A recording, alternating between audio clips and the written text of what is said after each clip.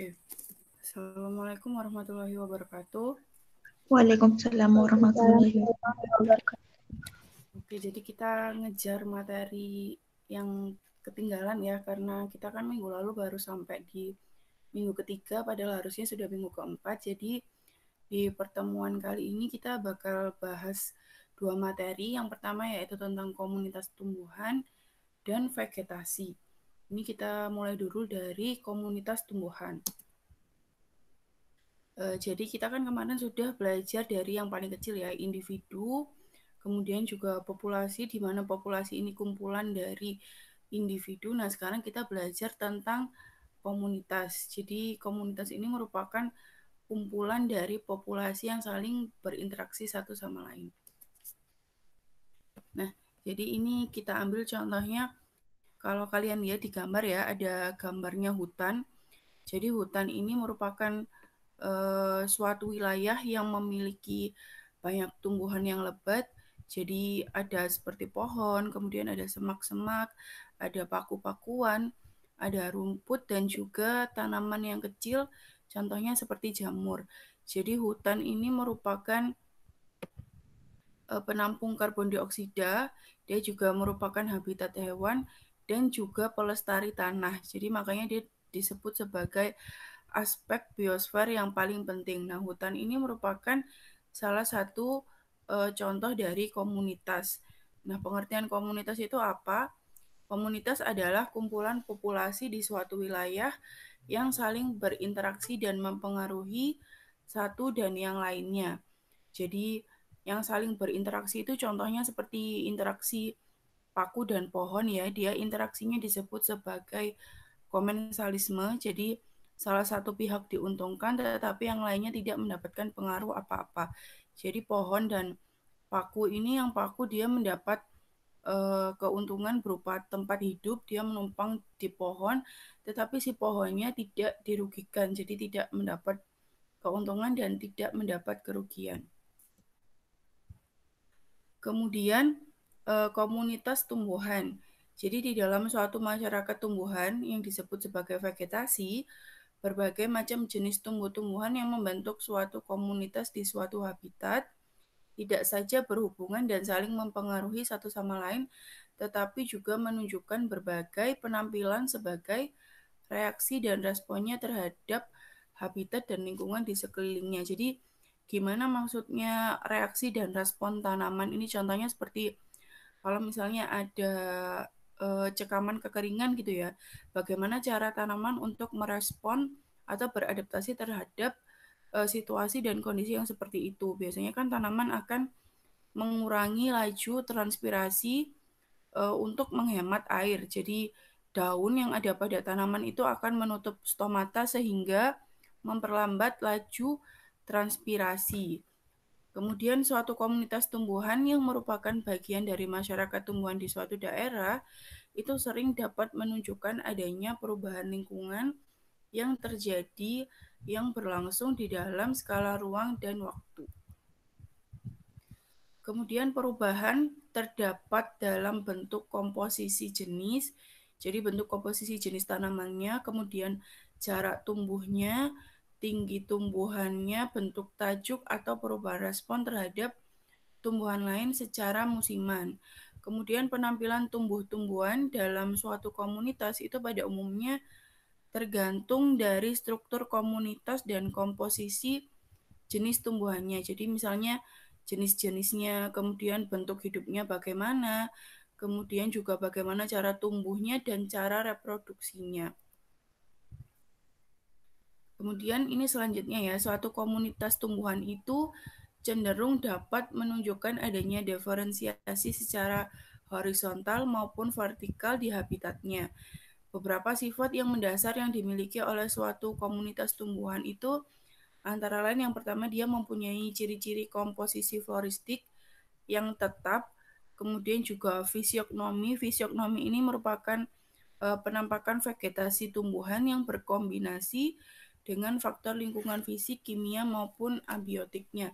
Jadi contohnya seperti struktur tanamannya, kemudian tinggi tanamannya, kemudian jenis tajuknya, dan penutupan yang relatif seragam. Kemudian yang terakhir itu dia juga mempunyai distribusi atau pola sebaran yang khas sesuai dengan lingkungan dan habitatnya. Kemudian pola distribusi yang ada di alam itu umumnya bentuknya yaitu secara acak. Kemudian kita masuk ke karakteristik komunitas tumbuhan.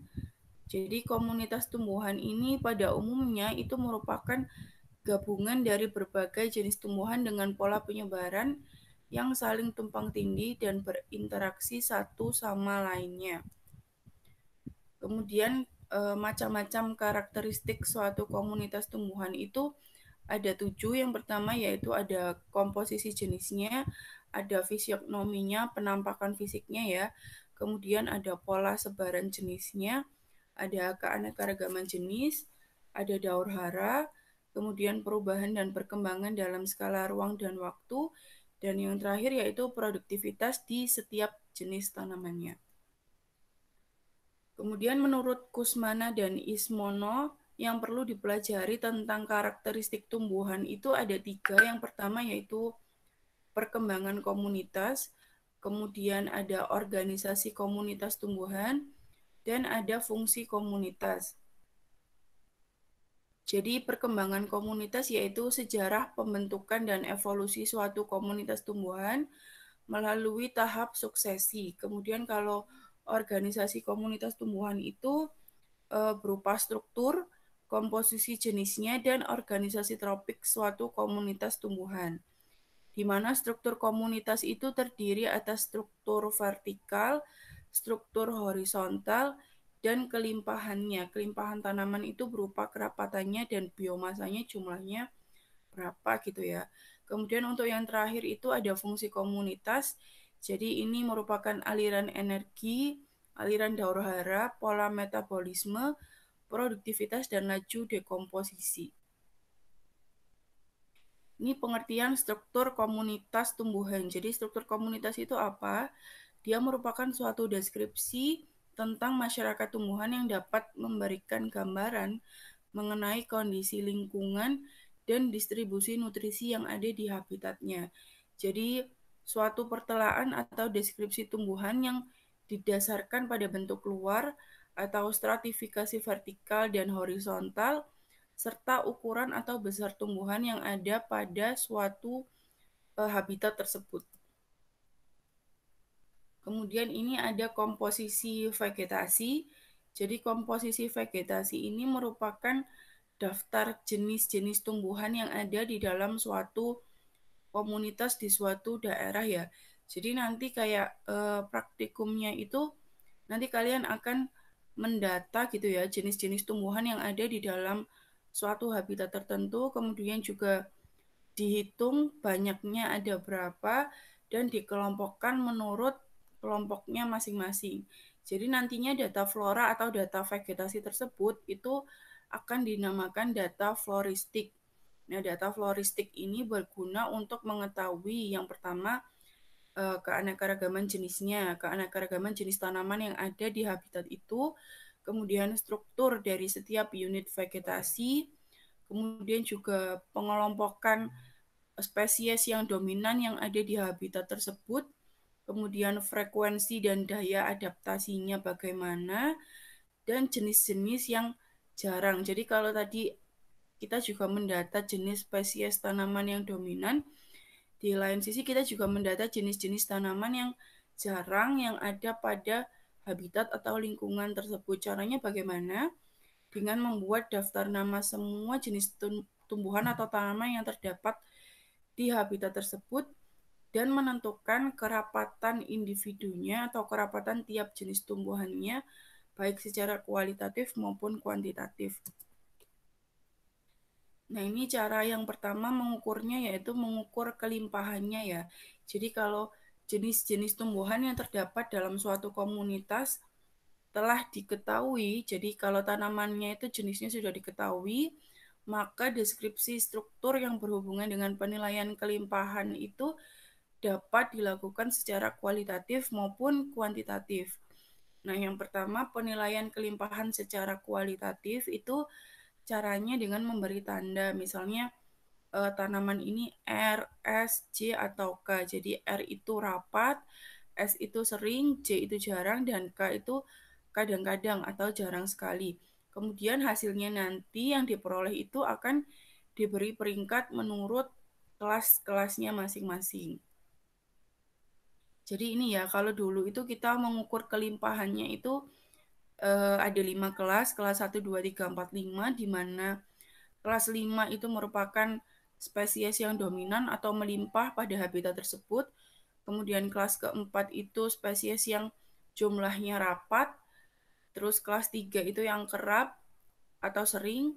Yang kelas 2 itu jarang. Dan yang kelas 1 itu sangat jarang atau kadang-kadang aja ada di habitat tersebut. Nah, penilaian yang seperti ini itu cenderung memiliki derajat kekeliruan yang besar. Makanya mulai sekarang itu ditentukan metode yang dibuat oleh Brand Blanket.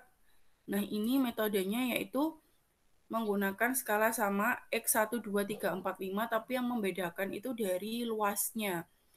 Jadi kalau tadi yang 1, 2, 3, 4, 5 itu cuma dilihat berdasarkan dominan atau tidaknya. Nah, kalau Brand Blanket ini dia menentukannya dengan jumlah luas dari total habitatnya. Jadi kalau yang X itu jarang atau sangat jarang, kemudian yang satu itu banyak tetapi penutupannya kecil, kalau yang dua itu jumlahnya 1/20 dari luas setempatnya, kemudian yang ketiga itu menutupi 1/4 sampai setengah luas total habitatnya, kalau kelas yang keempat itu menutupi setengah sampai 1/4 luas tempatnya, dan yang terakhir itu yang paling besar ya, menutupi lebih dari 3/4 luas total habitatnya itu.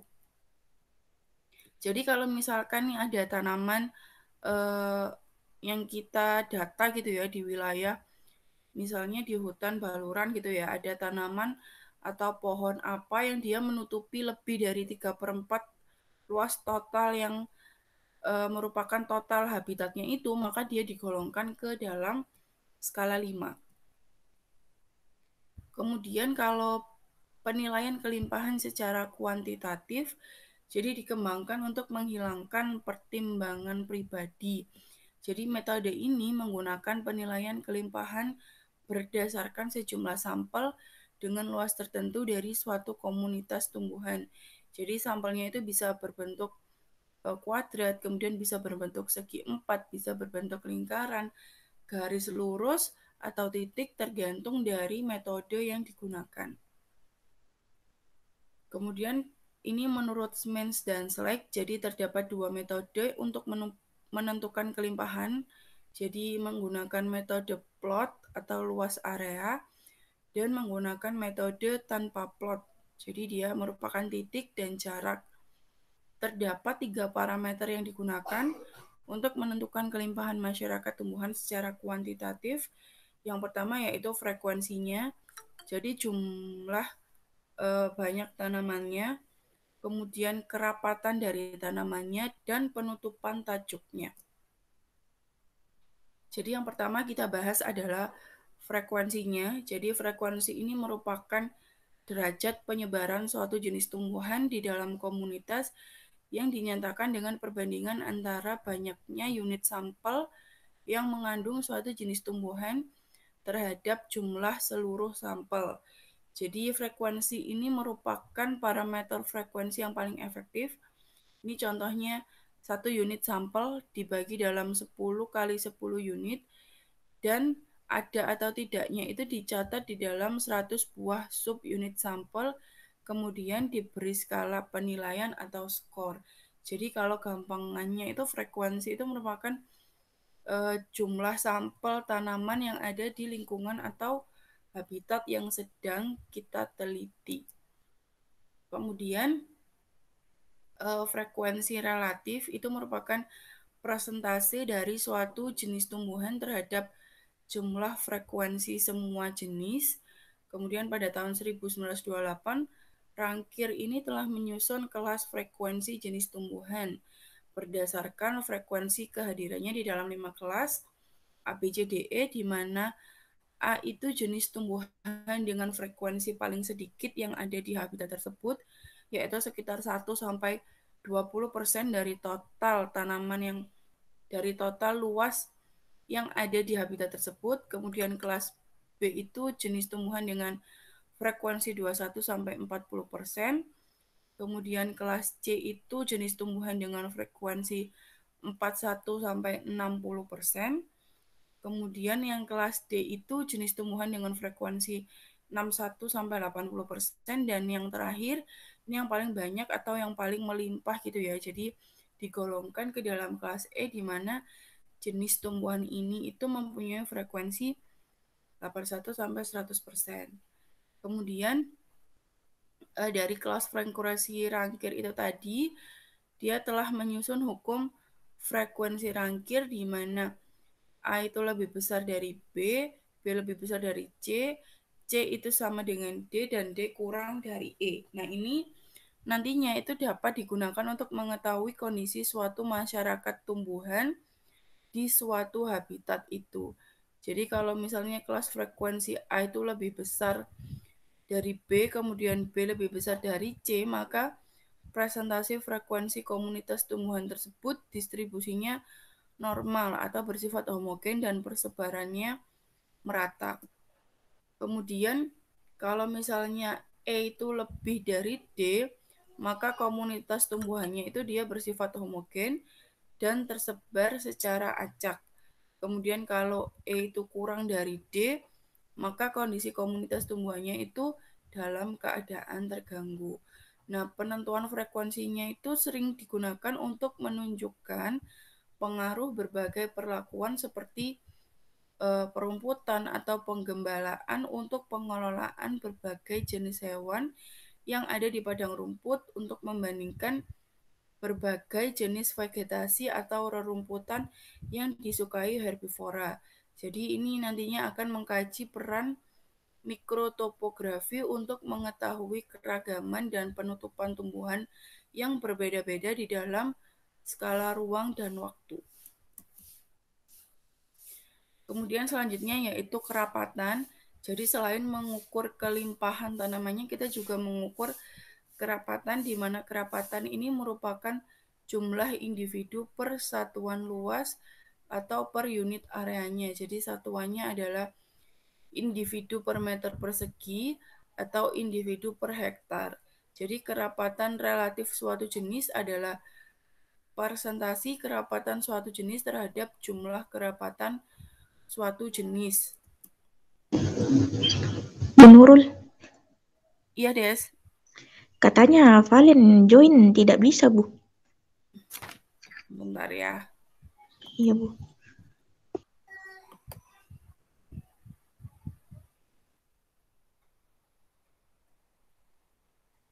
Udah saya accept. Tapi kok nggak masuk ya?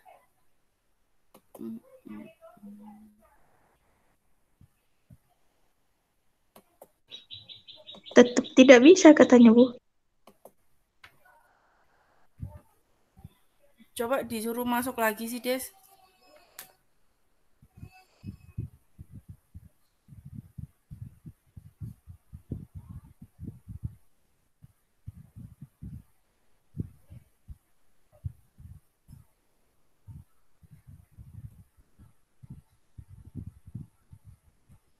Oke, saya lanjutkan dulu ya. Jadi ini kurang 2 slide. Yang terakhir yaitu penutupan tajuk. Jadi penutupan tajuk ini merupakan proyeksi vertikal tajuk terhadap permukaan tanah atau bagian permukaan tanah yang secara tegak lurus atau dirimbuni oleh tajuk tumbuhan dari suatu jenis tumbuhan tertentu. Jadi terdapat 2 jenis parameter penutupan tajuk. Yang pertama yaitu canopy level atau nilai penutupan tajuknya, dan yang kedua yaitu basal region atau luas bidang dasar atau basal areanya. Jadi penutupan tajuk atau basal area ini satuannya itu merupakan sentimeter kuadrat atau meter kuadrat atau sentimeter persegi per hektar. Jadi untuk pohon Pengukuran basal areanya itu luas lingkaran batang pohonnya yang diukur pada ketinggian batang setinggi dada. Kemudian pada komunitas tumbuhan yang berupa rerumputan, semak perdu atau anakan pohon, itu penentuan nilai penutupan tajuknya itu dapat menggunakan kelas penutupan tajuk untuk mengetahui pengaruhnya terhadap penerimaan cahaya matahari.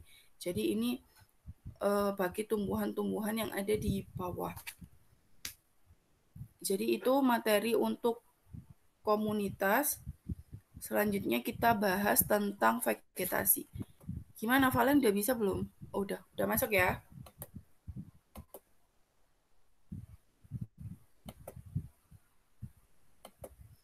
Oke, jadi kita langsung lanjut ke vegetasi tanaman. Jadi vegetasi ini merupakan suatu kumpulan tumbuhan yang terdiri dari beberapa jenis, biasanya dia berinteraksi satu dengan yang lainnya. Nah, setiap tipe vegetasi ini diciri-cirikan oleh setiap penampangan luar tumbuhan dominannya. Jadi, tipe vegetasi itu ada 6, ada hutan hujan tropis, ada hutan luruh, ada hutan boreal, ada padang rumput, ada tundra, dan yang terakhir ada zona arid kering atau yang biasa disebut dengan padang pasir. Jadi kita masuk ke tipe vegetasi yang pertama yaitu hutan hujan tropis. Jadi hutan hujan tropis ini merupakan hutan lebat maksud saya atau hutan rimba gitu ya, yang tumbuh di sekitar garis khatulistiwa. Jadi hutan ini itu umumnya itu dia bertanah subur, humusnya tinggi, kemudian sulit untuk dimasuki manusia. Jadi hutan-hutan yang lebat ini biasanya banyak di daerah Kalimantan dan Sumatera. Ciri-cirinya apa? Jadi hutan hujan tropis ini terletak pada 10 derajat lintang utara dan 10 derajat lintang selatan. Kemudian terbentuk oleh vegetasi klimaks, curah hujannya tinggi, sekitar 2000 sampai 4000 mm per tahun, kemudian suhu rata-ratanya 25 derajat Celcius, dengan fluktuasinya kecil, kelembapan udaranya 80% dan memiliki 3 atau lebih stratum tajuk. Biasanya didominasi oleh tumbuhan yang tinggi-tinggi, besar, dan selalu hijau. Nah, ini stratifikasi hujan tropis. Jadi ada 3 ya, ada lapisan A, lapisan B, lapisan C, dan DE. Di mana lapisan A ini merupakan pepohonan yang mempunyai tinggi sekitar 60 sampai 70 meter. Kemudian yang B ini mempunyai tinggi rata-rata 30 meter. Kemudian C dan D itu merupakan pohon yang lebih rendah, jadi biasanya merupakan pohon yang belum dewasa yang nantinya itu akan menggantikan pohon-pohon B. Jadi lapisan C ini merupakan pohon-pohon yang belum dewasa atau pohon kecil gitu ya, yang nantinya ketika dewasa dia akan menggantikan posisi yang ada pada di lapisan B. Kemudian untuk lapisan E, C dan D ini sama ya, pohon yang lebih rendah. Kemudian yang E ini merupakan anakan pohon dan herba atau juga tanaman yang kecil-kecil, biasanya berupa jamur atau kapang. Nah, ini penjelasannya ya. Jadi kalau yang pertama itu lapisan tajuk kanopi atau emergen, ini yang lapisan A tadi itu merupakan lapisan yang berada pada ketinggian lebih dari 30 meter dari permukaan tanah. Kemudian dia memiliki ciri adanya tumbuh-tumbuhan yang merambat, menggantung, dan menempel pada dahan-dahan pohon. Seperti contoh tanamannya itu ada rotan, ada anggrek, dan juga jenis paku-pakuan. Kemudian lapisan kanopi atas, ini kalau di stratifikasi tanaman tadi itu masuk ke lapisan B, disebut sebagai upper canopy, jadi merupakan lapisan yang berada di ketinggian antara 24 sampai 36 meter dari permukaan tanah. Nah, pada lapisan ini itu biasanya cahaya matahari dapat masuk dengan mudah, tetapi hanya pada bagian atasnya saja. Nah, berdasarkan penelitian, lapisan kanopi atas ini merupakan habitat dari 50% dari semua spesies flora yang ada. Kemudian untuk lapisan C dan D itu disebut lapisan bawah kanopi atau understory. Jadi merupakan lapisan yang terletak antara kanopi dan lantai hutan atau forest floor-nya. Terdiri dari pohon-pohon muda atau pohon-pohon yang nantinya akan menggantikan posisi upper canopy ketika dia sudah dewasa. Kemudian yang paling bawah ada lapisan lantai hutan atau forest floor. Dia merupakan lapisan yang terhalang cahaya matahari gitu ya, atau pada bagian ini atau pada lapisan ini tuh jenis flora yang dapat hidup itu hanya flora yang dapat tumbuh dengan sedikit cahaya atau tanpa cahaya sama sekali. Biasanya jenis flora yang tumbuh pada lingkungan di lapisan ini itu contohnya jamur dan kapang. Kemudian kita masuk ke menurut ketinggian tempat dari permukaan laut ada 3 zona atau wilayah.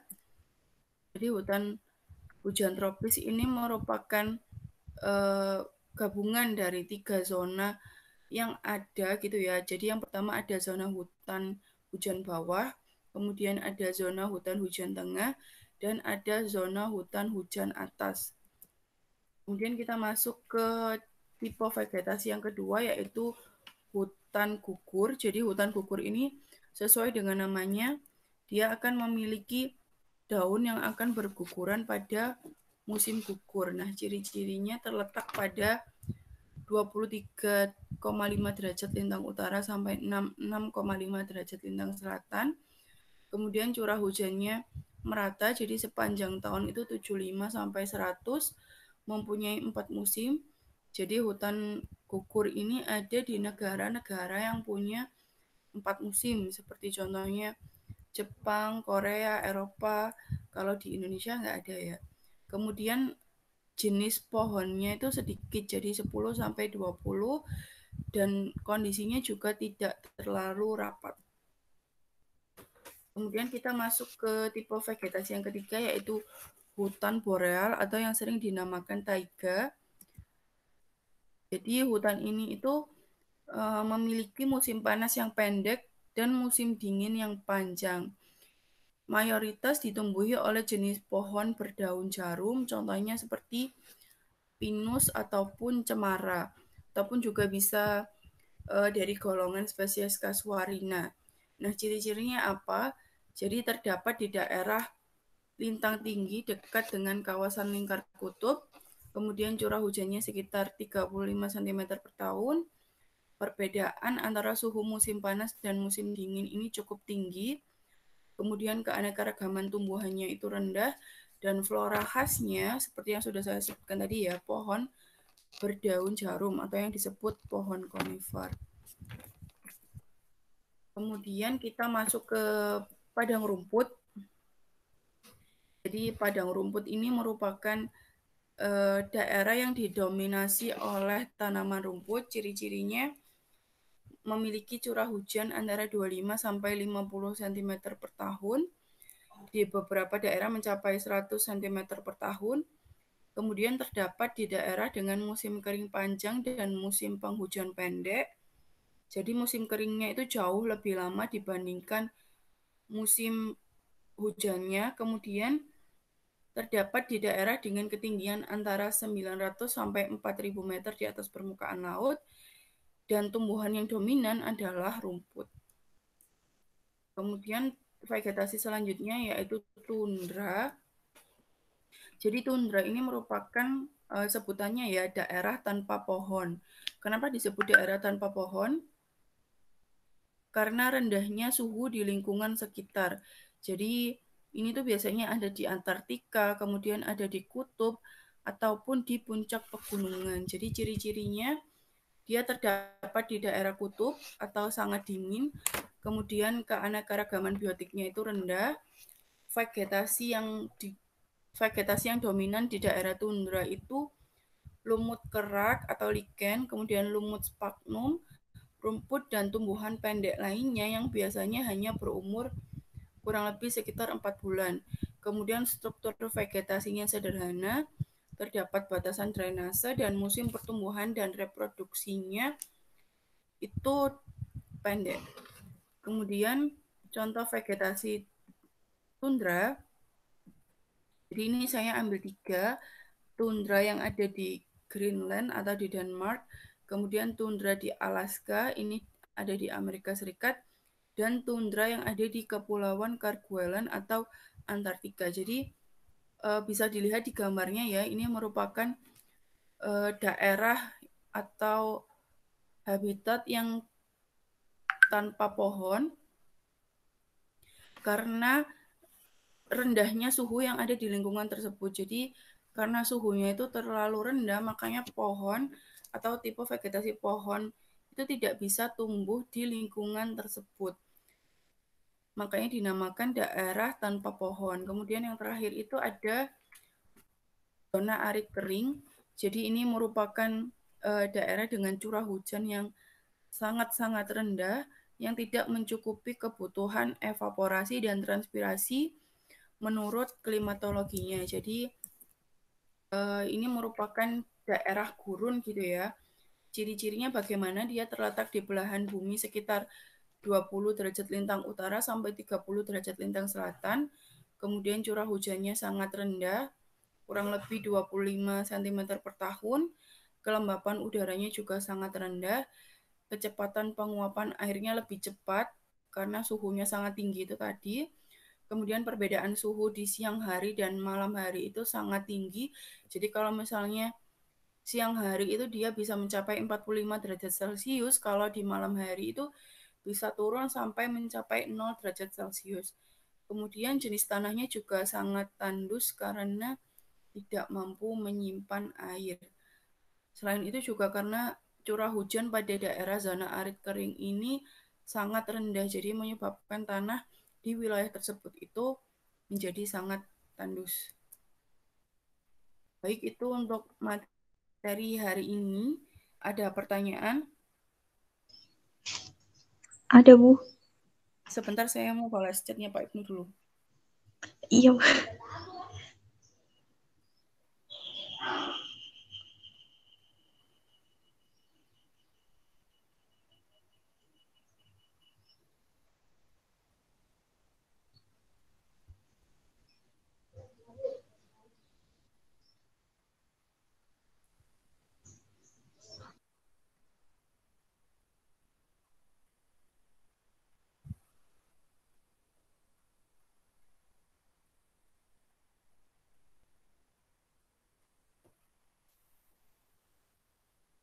Oke, tanya apa, Des?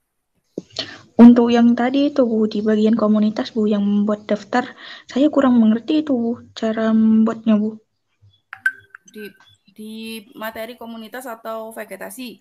Komunitas, Bu. Yang mana? Bentar. Yang Yang membuat ngitung daftar berapa itu. pen?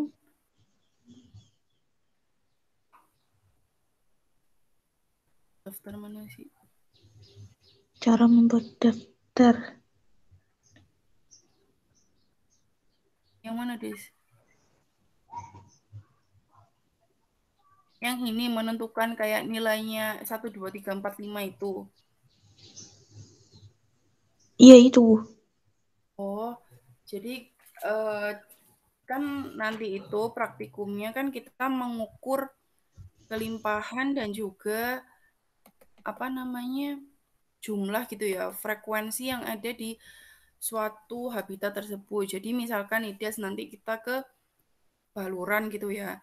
Nah, kita ukur, tapi kita nggak ambil semua total dari luas total hutan baluran. Misalkan kita ambil 10 kali 10 meter gitu ya. Nanti kita amati di situ itu jenis tanamannya apa saja yang ada. Jadi ditentukan dulu tuh jenis tanamannya apa, misalkan pohon kah atau paku kah atau jamur atau rumput atau apa gitu ya. Ketika sudah ada jenis tanamannya, nanti kita bagi. Jadi paku itu ada di golongan Ntar saya buka PPT-nya.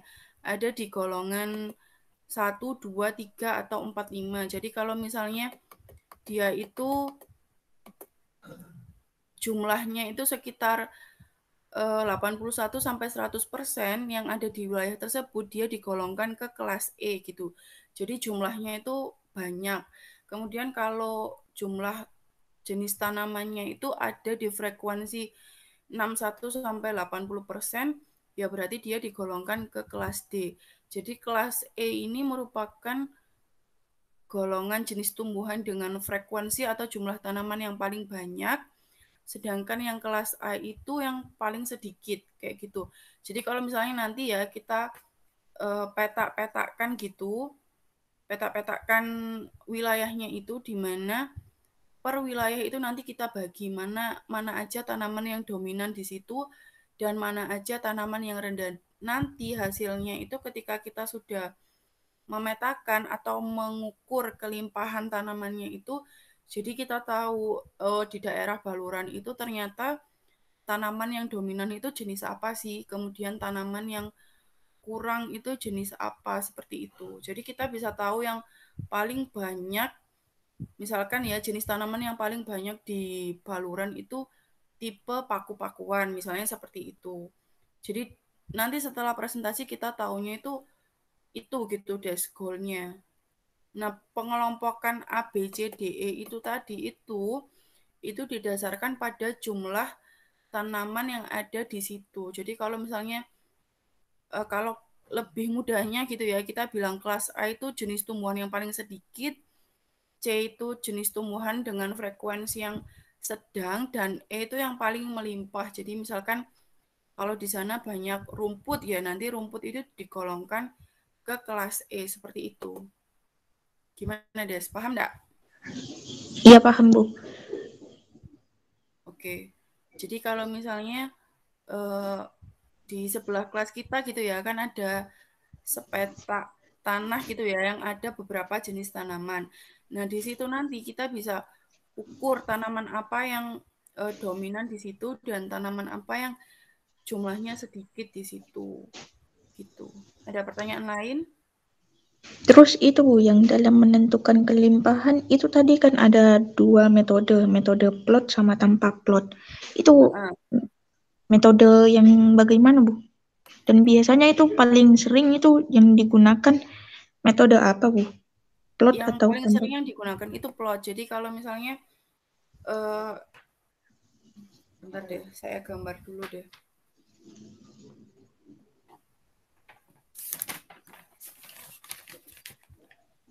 Oh, di Word aja ya.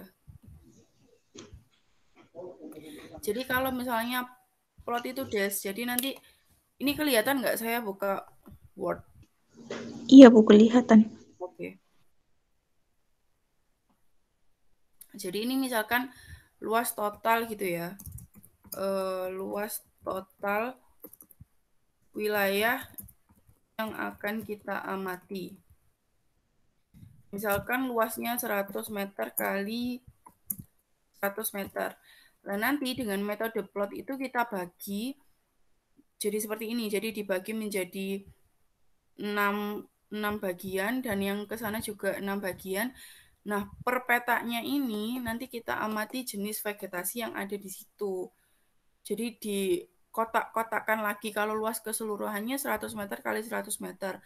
Nah, nantinya kita akan membagi wilayah 100 meter ini menjadi beberapa bagian kecil untuk mudah diamati. Jadi kalau misalnya ini kita sebutnya plot 1, ini plot 2, plot 3, ini 4, dan seterusnya gitu. Dan nanti di peta yang ke satu ini ada jenis tanaman apa, kemudian yang kedua itu apa.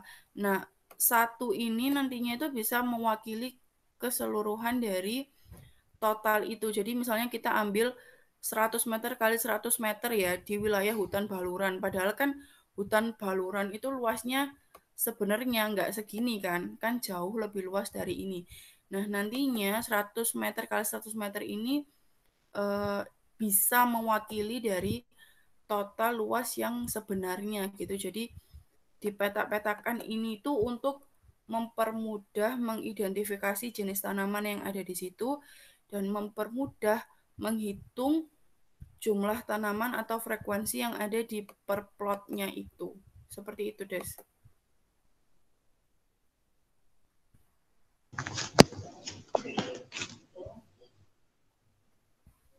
Gimana? Nurul Valen ada pertanyaan?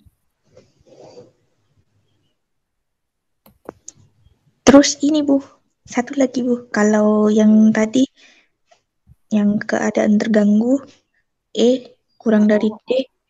Nah, itu bagaimana cara kita mengetahui kalau keadaannya itu terganggu atau tidak, Bu?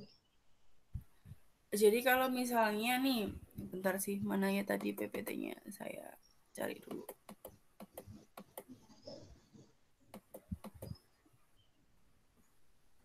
Jadi misalkan gampangnya gini deh, kalau misalnya di suatu wilayah yang sudah kita petak-petakkan tadi itu, misalkan ada rumput gitu ya, yang jumlahnya itu amat sangat banyak.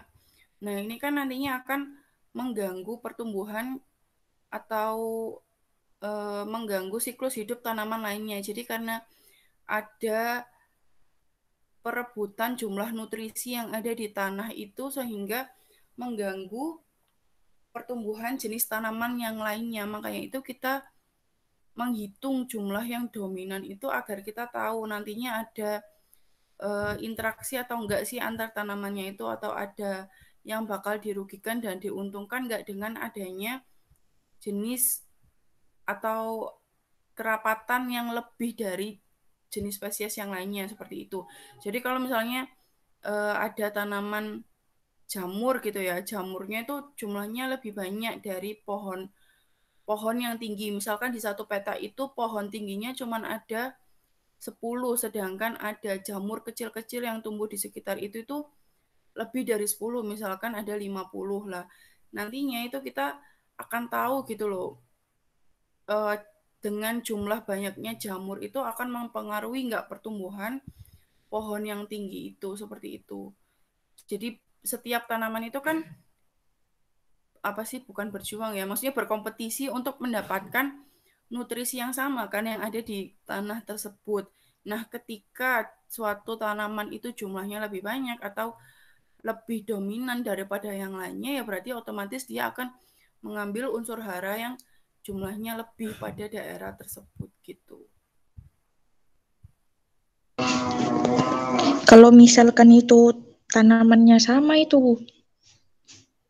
Kalau tanamannya sama kan berarti dia apa namanya, nggak berkompetisi. Berarti ya misalkan di satu petak ini tadi ya Des ya, ini cuman ada tanaman pinus, ya berarti ya interaksi antara tanaman pinus itu aja kan, nggak ada jenis tanaman yang lain. Jadi yang dihitung ya cuman kerapatan pinusnya aja.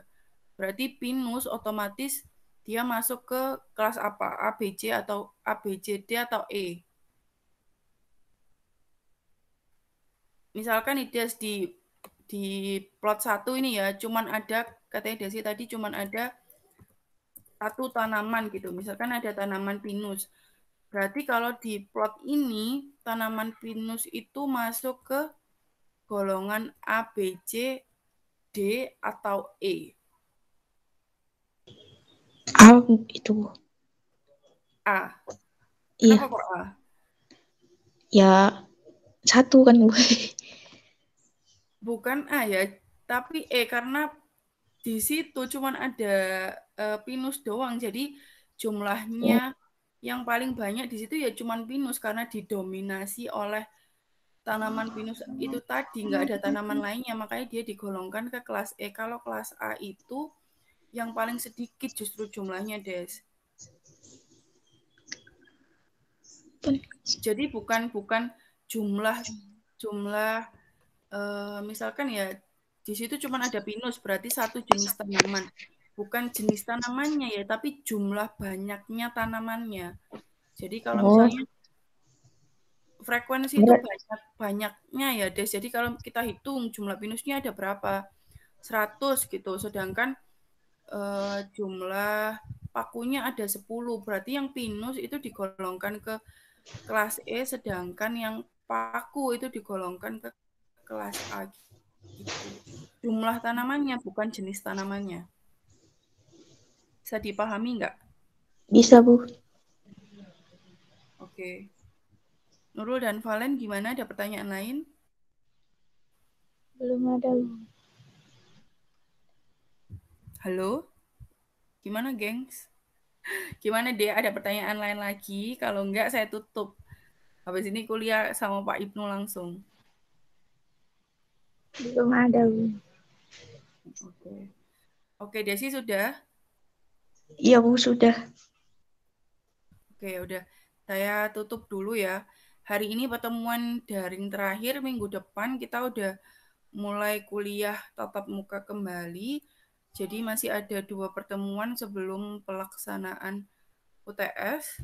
Jangan lupa tugas dari saya dikerjakan ya dan dipresentasikan di pertemuan terakhir sebelum UTS. Iya, Bu. Oke.